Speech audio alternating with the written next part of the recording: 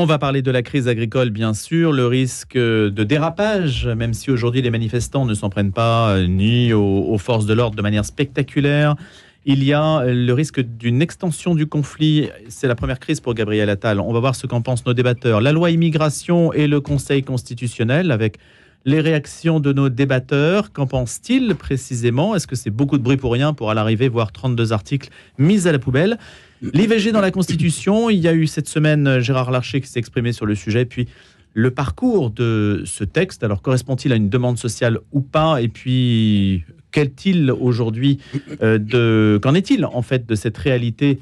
Que doit-on en faire? C'est une question qu'on peut se poser, et puis on verra si on a le temps pour parler de la polémique Stanislas dont on a parlé la semaine dernière, mais de voir s'il y a un bilan à faire de cette première séquence gouvernementale qui a mêlé le ministre de l'Éducation nationale et a rendu difficile sa prise de fonction à la tête de ce grand ministère. Marc Lomazzi, Timothée Droglaudre et Frédéric Mounier, tous les trois réunis ce matin. Marc Lomazzi, ancien rédacteur en chef au Parisien. Bonjour Marc. Bonjour.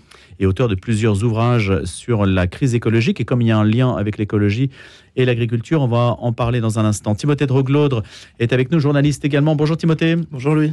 Et Frédéric Mounier, ancien rédacteur en chef du journal La Croix. Et ancien chef du service religion. Oui, service religion.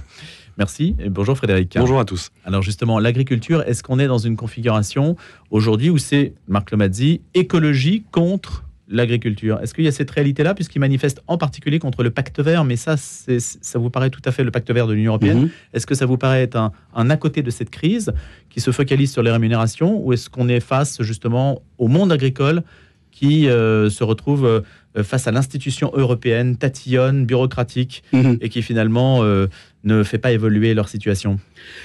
Effectivement, moi je pense que ce mouvement est d'abord un mouvement de crise du modèle économique de l'agriculture française. Pour plusieurs raisons. Qui se décide à l'Union européenne quand même, en grande partie, non? Non.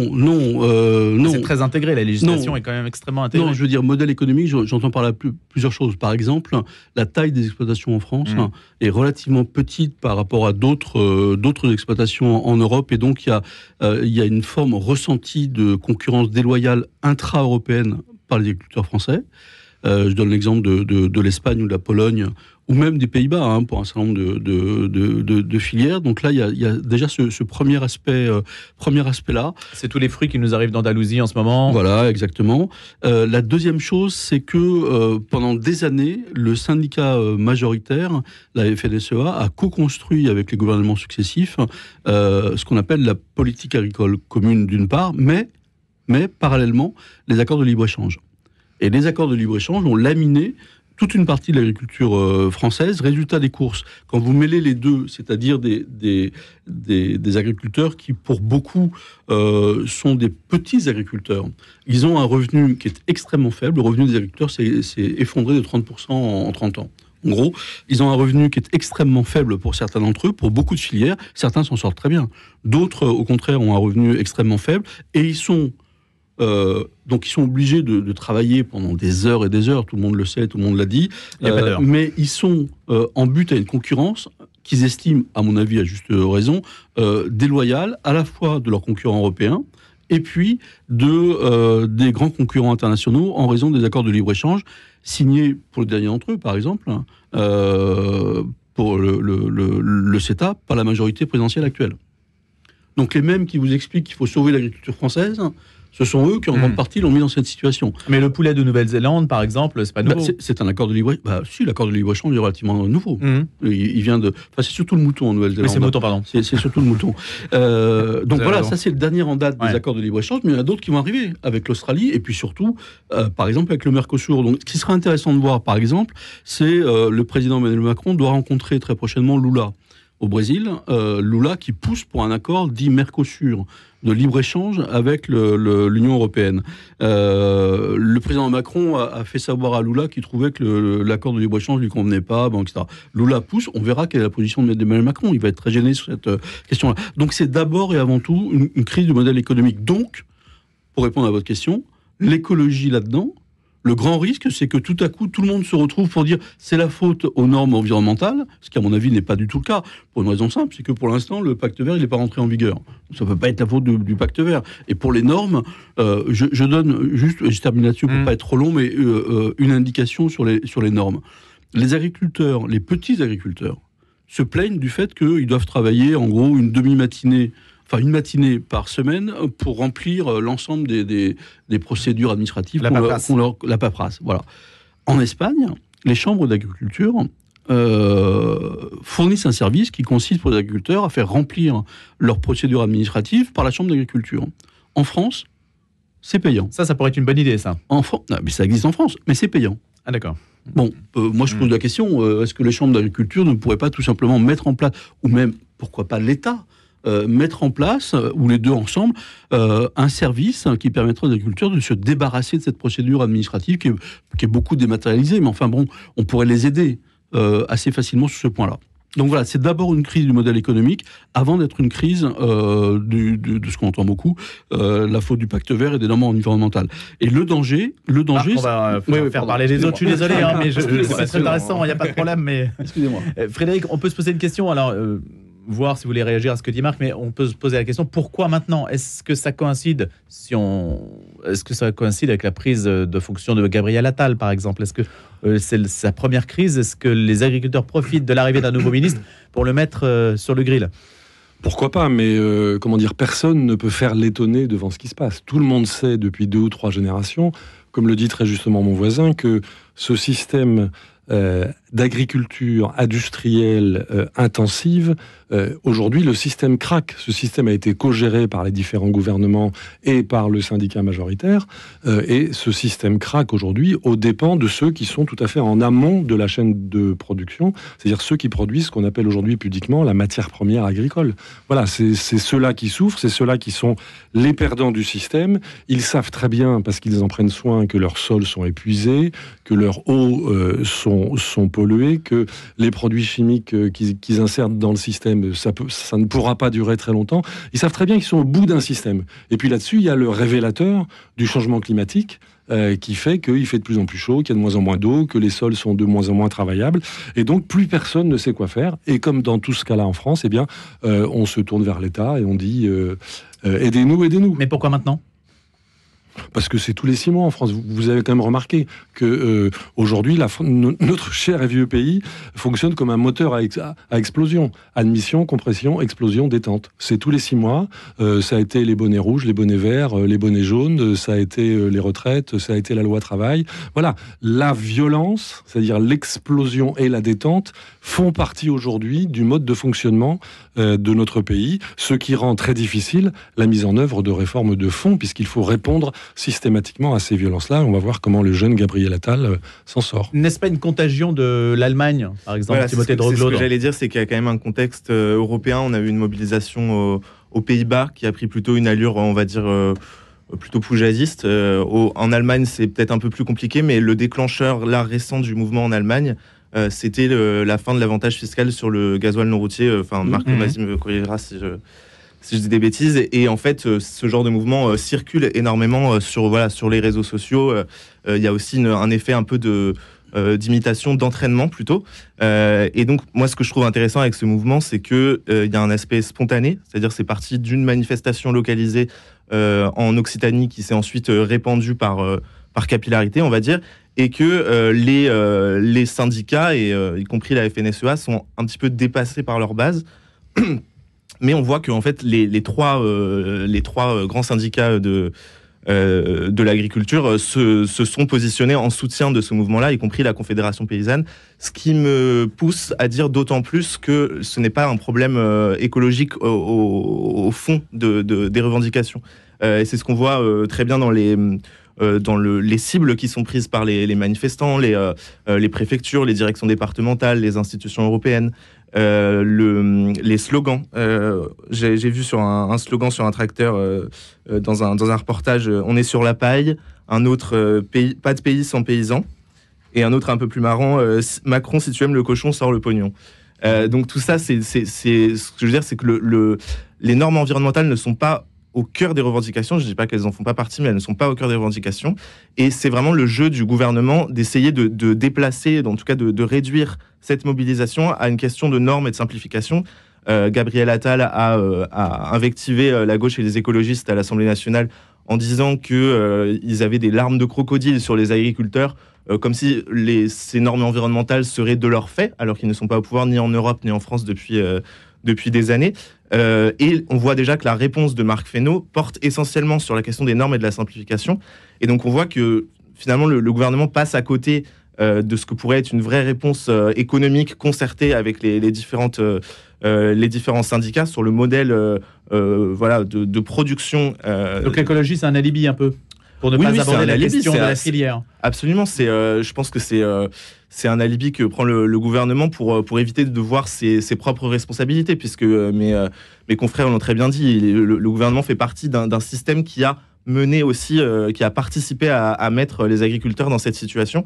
Et je pense que le fond des sujets, si on veut dépasser un peu la question de la forme de ce mouvement social, c'est à la fois un problème de déclin démographique, c'est-à-dire qu'en 82, il y avait 7% d'agriculteurs dans la population française. Aujourd'hui, c'est 1,5%.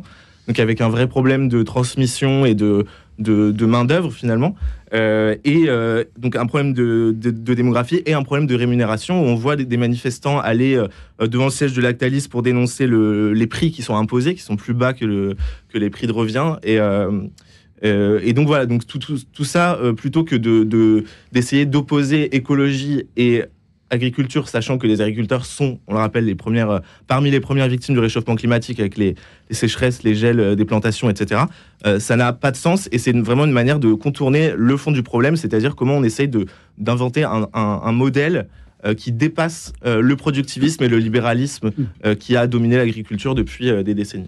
Allez Frédéric, une dernière réflexion là-dessus. Oui, depuis 40 ans, il s'agit de nourrir massivement, au moindre coût, la classe moyenne émergente en France. Celle-là même qui se sent larguée et qui nous a donné les gilets jaunes. Donc en gros, la question, c'est comment faire pour que le paysan, tout à fait en amont de la chaîne de production, puisse se nourrir lui-même et se rémunérer lui-même, de façon à ce que, tout à fait au bout de chaîne, c'est-à-dire au-delà de la transformation, de la distribution, de la restauration, les gilets jaunes qui vont faire leurs achats chez Lidl ou chez Action puissent se nourrir au moindre coût aussi. Et c'est une tension sociale extrêmement forte, ça, parce que derrière ça, il y a qui sont les gagnants, qui sont les perdants de la transition écologique. Et il y a fort à parier que tous ceux qui sont en amont de la chaîne de production sont pour l'instant les perdants.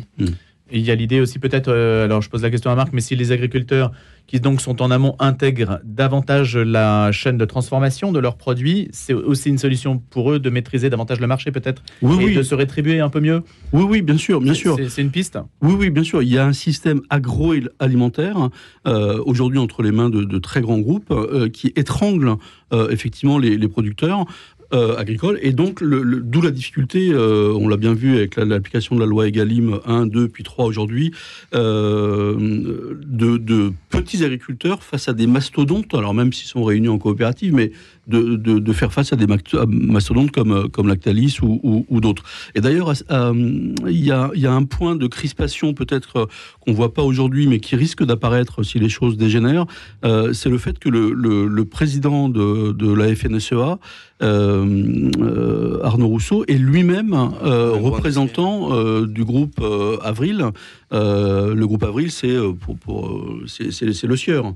Donc c'est un géant de l'agroalimentaire, et il a été à la tête d'une très grosse exploitation en Ile-de-France de 700 hectares. C'est un industriel. C'est un industriel de l'agriculture, et donc il n'est pas tout à fait représentatif. Donc la FNSEA, alors c'est pas la première fois que ça arrive à la FNSEA. Je l'ai invité, j'attends sa réponse encore. Il devrait venir sur cette antenne. C'est pas la première fois que ça arrive à la FNSEA, et donc la FNSEA joue gros parce que pour rappeler les choses, la FNSEA, c'est en gros 50% aux élections professionnelles au champ d'agriculture des agriculteurs, et vous avez deux autres syndicats, la Confédération paysanne qu'on a citée qui fait en gros 20%, et la Coordination rurale qui fait en gros 20%.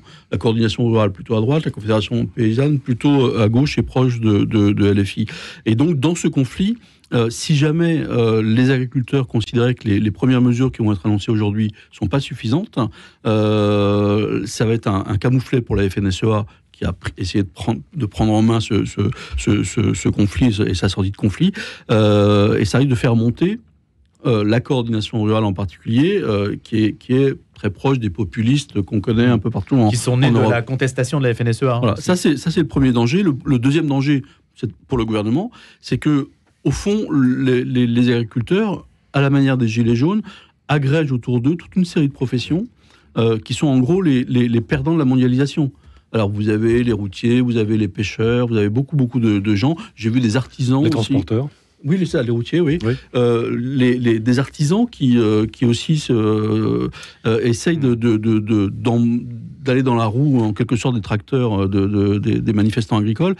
Et donc, voilà, il y a quand même un certain nombre de ferments, de dangers dans ce mouvement pour le gouvernement. La question du catalyseur qui Voilà, se pose exactement. donc au moment où on est dans cette crise. On aura l'occasion, bien sûr, d'en reparler. Le Conseil constitutionnel a censuré très largement hier la loi immigration. C'est une décision vivement contestée à droite, satisfaisante pour le gouvernement qui s'apprête à promulguer le texte dans les prochaines heures pour appliquer donc les premières mesures dès ce week-end. Le coup près, donc, on l'a vu, est tombé. 86 articles, mais 35 retoqués totalement ou partiellement, après un très long débat sur cette loi immigration et dans le cadre d'une stratégie de droitisation du gouvernement Macron qui se retrouve un petit peu quand même dans une situation complexe par rapport à sa droite, puisque, semble-t-il, la montagne accouche d'une souris. Donc c'est à se demander aussi pourquoi tout ça, pourquoi autant d'énergie pour arriver peut-être à un texte qui ne représente pas, si je me situe du côté de ceux qui le promouvaient, autant d'espoir qu'il a pu représenter. Voilà, j'essaie de peut-être présenter les choses de manière assez neutre. Timothée de Roglodre.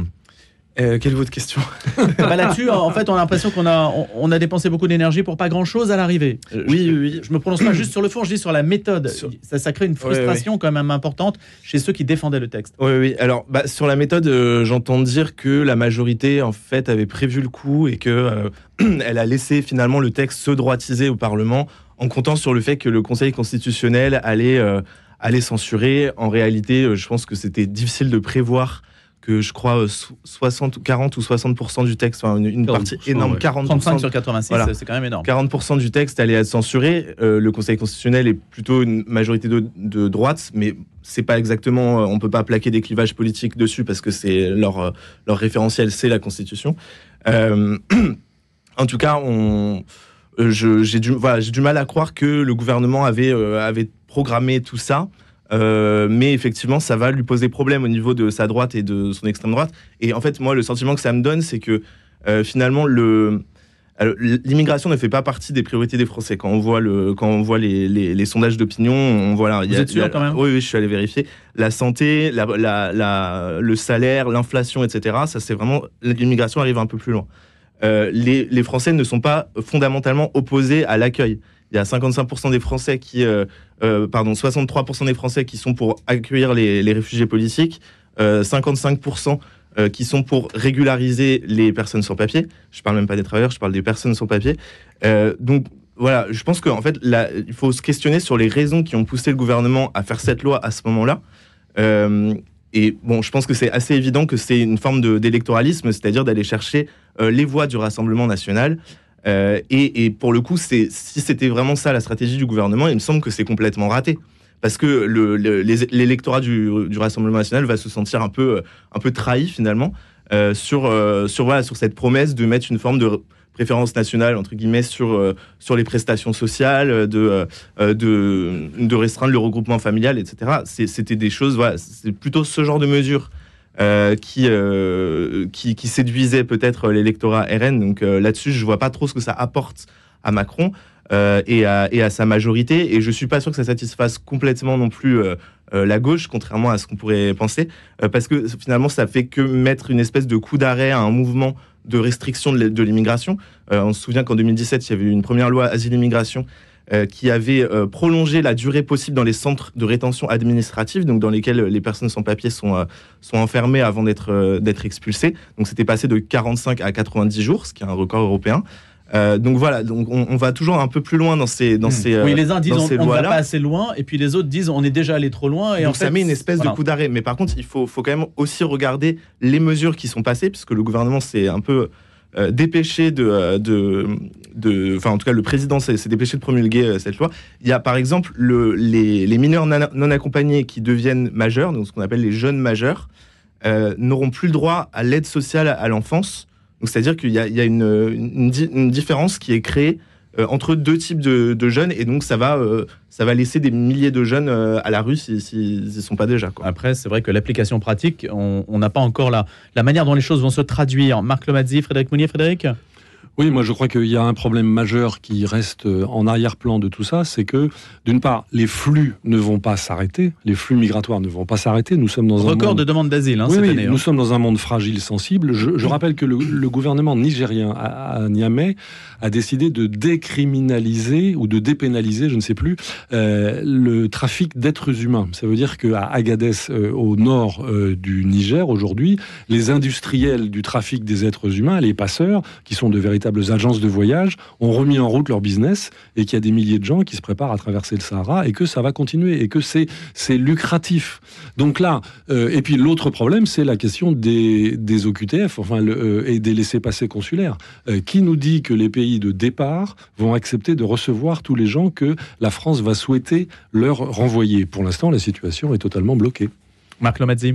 Oui, puisque la question c'était sur la méthode, moi je suis à peu près persuadé que les Français n'ont rien compris à ce qui s'est passé. C'est-à-dire que c'est quand même extrêmement compliqué d'avoir un Parlement qui vote une loi après des péripéties parlementaires elles-mêmes assez compliquées avec une CMP, etc. Le texte arrive devant le Conseil constitutionnel qui retoque 40% des mesures en expliquant qu'il y a un certain nombre de mesures qui n'ont rien à faire dans une loi sur l'immigration. Donc les Français vont... Alors on parle de cavalier législatif, etc. Donc les Français vont probablement rien comprendre et avoir un sentiment de frustration. Parce que à droite, effectivement, vous l'avez dit, c'est tout à fait juste, ils vont se dire, mais moi je pense que les Français, dans leur majorité, réclament quand même un durcissement, comme dans d'ailleurs l'ensemble des pays européens, autour de cette question de l'immigration, même si ça n'est qu'un ressenti. C'est-à-dire qu'il n'y a pas en France plus d'émigration, contrairement à ce qu'on pourrait penser, et que le mythe, l'appel d'air est un peu un mythe d'après les études qui ont pu être faites sur ce sujet. Donc les Français vont rien comprendre, il va y avoir une frustration à droite, mais également une frustration à gauche, parce que qu'est-ce qui va se passer maintenant ? On entend les responsables de LR et Laurent Wauquiez, par exemple, ce matin, demander maintenant un référendum sur l'immigration. Et référendum sur l'immigration. C'est ce que demande le Front National aussi. Et le Front National. Pour la gauche, c'est quand même aussi un piège, parce que quelle est la question que vous allez poser ? C'est toute la question. On risque. Et est-ce qu'on répond à la question ? Et on risque d'avoir une espèce le référendum, c'est un piège. de mouvement anti-émigré très fort à cause de ce raté parlementaire. L'idée, c'est qu'on ne peut pas en rester là. On ne peut pas rester sur l'échec du Conseil constitutionnel, apparemment. Peut-être, on se réserve cette question pour après le flash, si vous voulez, après les infos, savoir que faire maintenant, une fois que ce texte se retrouve dans l'état où il est maintenant. Timothée de Roglaude, Marc Lomazzi et Frédéric Mounier, les infos à suivre.